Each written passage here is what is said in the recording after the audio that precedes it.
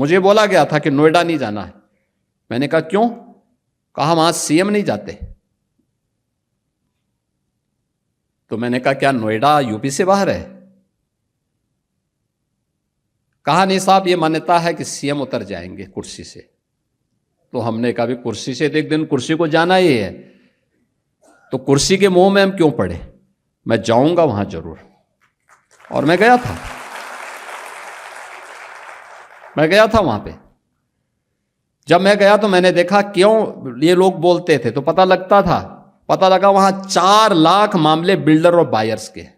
आप सोचो 15 साल, 10 साल, 20 साल पहले लोगों ने अपनी पूरे जीवन भर की कमाई बिल्डर को दे दी मकान के लिए, फ्लैट देने के लिए, और बिल्डर पैसा दबाई बैठा है, पैसा नहीं दे रहा है, वो मकान नहीं दे रहा है, कब्जा नहीं दे रहा है।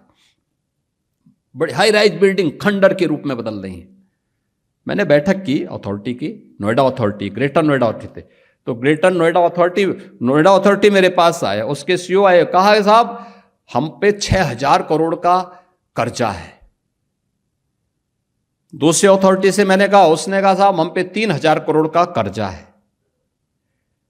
तो मैंने कहा यार मैं कहां फंस गया हूं, वो तो सब भिखमंगे हैं। अब इन भिखमंगों से मैं बोलूं कि तुम इन 4 लाख लोगों को मकान दो, तो मैं फंस गया वहां पे। मैंने कहा ये मेरी स्थिति बड़ी अजीब सी है।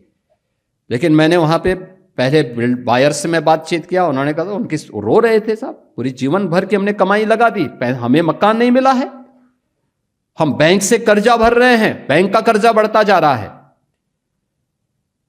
मैं बिल्डर के साथ मिला तो बिल्डर अलग से रोए, कहते हैं साहब हमने पैसा लगाया, लेकिन उस समय की सरकारों ने हमें पूरी तरह निचोड़ दिया है, हमारी सामर्थ्य नहीं है।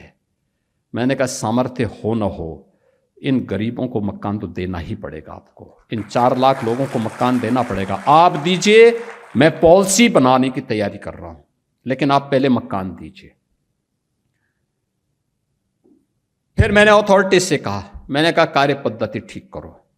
हमने रिफॉर्म की, कार्रवाई प्रारंभ की, भ्रष्ट तत्वों को वहां से बाहर का रास्ता दिखाया, और आज मुझे बताते हुए प्रसन्नता है 4 लाख लोगों को हम मकान दे चुके हैं। You are watching the Urban News, reporting what matters to you.